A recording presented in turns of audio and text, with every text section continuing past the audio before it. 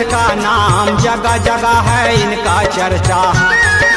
वैज्ञानिक भी है हैरान अमेरिका में।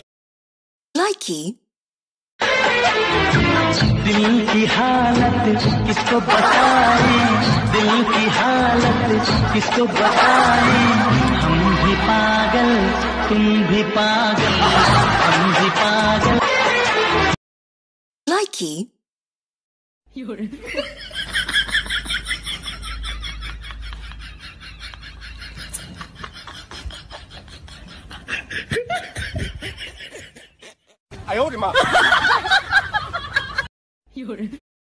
लाइकी रोक रोक रोक, वो रोड छोड़ के इधर से कहाँ जा रहा है?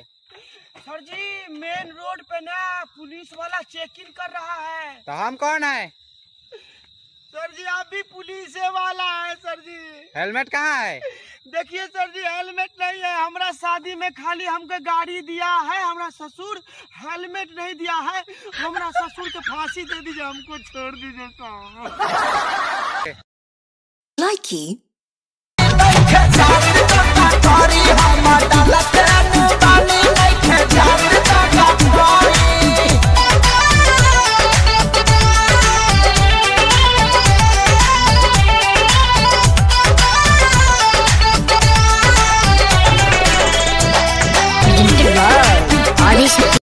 लाइकी ये तू कभी सोच ना सके, तेरे लिए दुनिया छोड़ दी है।